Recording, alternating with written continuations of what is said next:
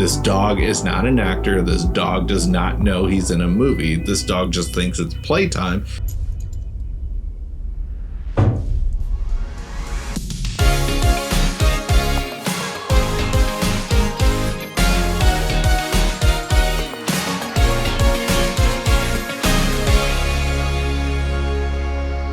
Drive-by movies, you're watching Fresh releases. My name's Blaise. And I'm James. And this week, we're talking the brand new film to Shudder, Good Boy. I guess I'm next. I should never have come here. Good Boy got a wide release after having a viral trailer. It's about a loyal dog that moves to a rural family home with his owner, only to discover supernatural forces lurking in the shadows. As dark entities threaten his human companion, the brave pup must fight to protect the one he loves most. And isn't that just the sweetest plot? Like, already as a dog owner, just any dog owner, I think is like drawn to a movie like this, just because I think any pet owner, cat or dog, just at some point your pet has probably just looked into a weird corner, just like, what the heck are they staring at? Or are they just barking or meowing or hissing at nothing? We can all relate to it, and cool enough, we got a 70-minute version of just what that's like. And is it effective, or is it just kind of overdrawn or overstay its welcome? Let's hear it. Blaise, what are your thoughts coming out of Good Boy? I think it's hard for a not impossible, but I think it's hard for a 70-minute movie to overstay their welcome. Usually you can get to the point. This did feel a little long for 70 minutes, but I will say this film was very enjoyable. Like, it's a cute enough story, it was scary enough at times, and seeing a movie from a dog's perspective isn't really something we've gotten before. I mean, last year we got In a Violent Nature, which told the horror slasher movie from the killer's perspective. This year we get the horror film told from a dog's perspective, and I feel like this was a very effective movie. It was shot over the course of 3 years, and one of the best things about seeing this movie in theaters was that after the film concluded, after the 70-minute runtime's up, they show a 5 to 10 minute featurette after the movie, like the director coming on and thanking us for going to the theater and showing like the techniques that they used to make this film, come to the big screen.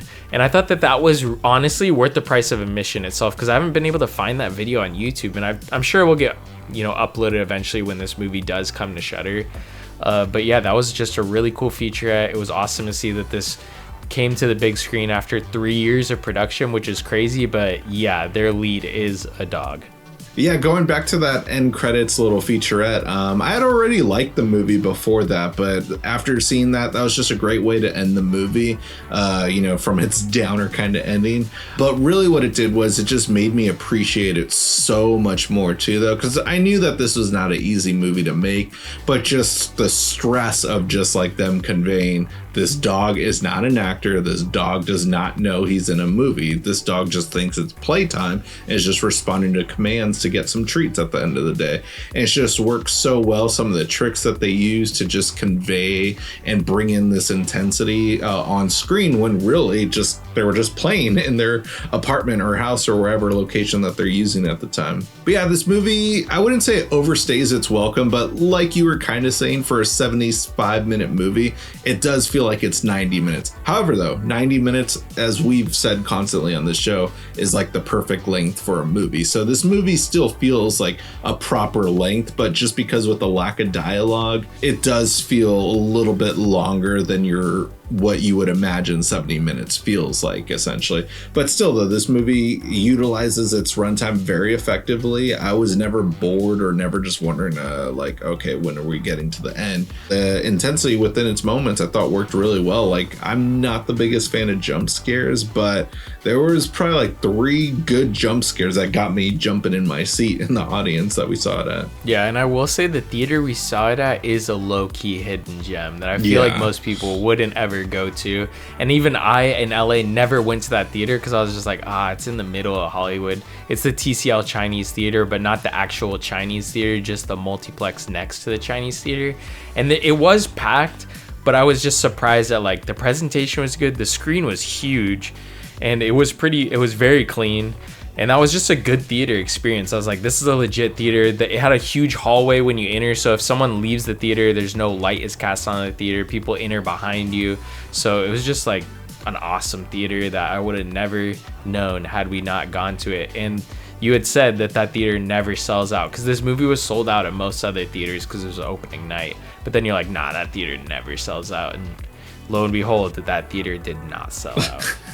Yeah, it had been a while since I'd seen a movie there. Last year was my first time being there in years. I saw Longlegs there, also because it was sold out pretty much everywhere. I was like, we'll just go to the Chinese theater and check it out. It does draw crowds, of course. Like, I've seen busy, packed screenings there for like David Ayer's Suicide Squad, and I remember seeing Black Panther there opening weekend. It does get crowded, but just if you're LA native, you know not to go to Hollywood really, unless you're just making a day out of it for the most part. So it's very rare that I go see a movie there, but it's a fun theater that I do highly recommend.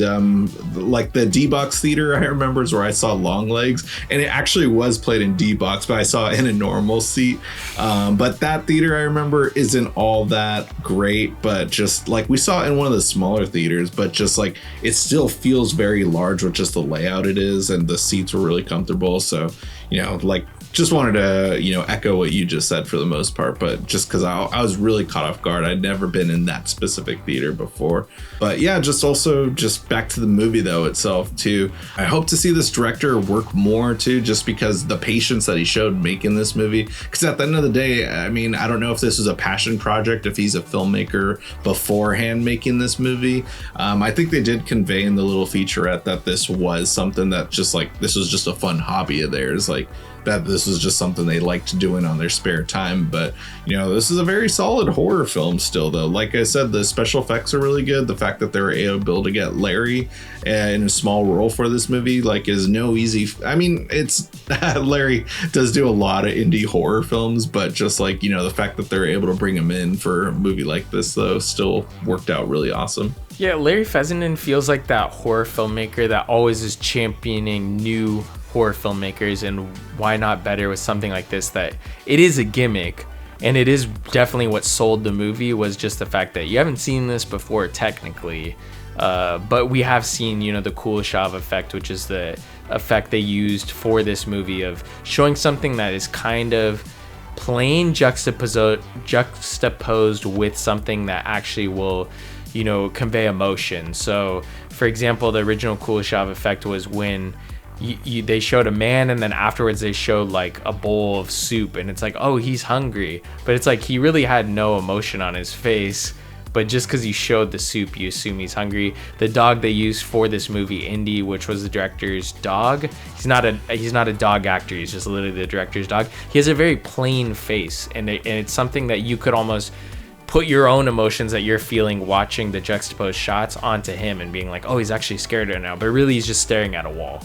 Yep, exactly. And yeah, and funny enough, just behind the camera probably is just the owner just being like, all right, stay with the treat and everything. So, this it's a very inspiring movie too, because I spent all this time with my dog filming just like her being cute, but now I'm just like, damn, I could have just made a short film with her. What have I been doing this whole time and stuff too? So, hopefully movies like this is like, it might not seem like the most revolutionary thing, but it's things like this that inspire new wave of filmmakers and stuff too. Like, what other films are we going to get where people shoot shorts with their dogs or their cat even, or just like what other fun ideas are people going to do where just like, I can make a movie similar to this at my house too, just from watching something like this. So whether or not that brings it, I think it will. Like, I'm stoked. Just like 10 years ago, we were always saying horror film is the best place for new filmmakers to come out of, and here it is bringing out a banger of a filmmaking job, I guess you could say. Maybe not narrative to everyone, but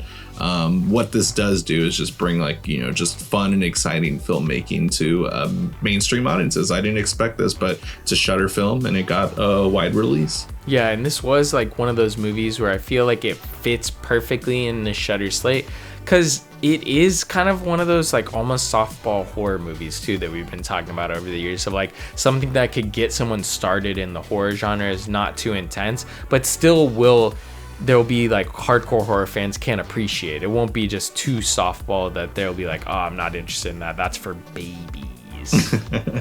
Right, exactly. Yeah, so like even though it might be a little thin on plot though, like I don't want to spoil too much just because like you kind of figure out where the story is going, but there is still also a lot of interesting deep meanings within the movie too. Like it's all told from the dog's perspective, so you might think that you have the story down, but really this movie is just about like the neglect of like what a dog feels and stuff, and certain elements that just they experience, what they interpret all this stuff means. So it's cool that like all this stuff was brought in from such a simple fun hobby that what came out of this. So bravo IFC for picking this up, and Shudder for distributing it, and glad it made its way into theaters. It's a fun movie, cool theater to see it at, and hope it finds its audience. Definitely, yeah. I'd say if this is opening up and I would take a shot with this one. This is definitely fun, especially if you enjoy the filmmaking aspect and the behind the scenes aspect. This was definitely something that felt original.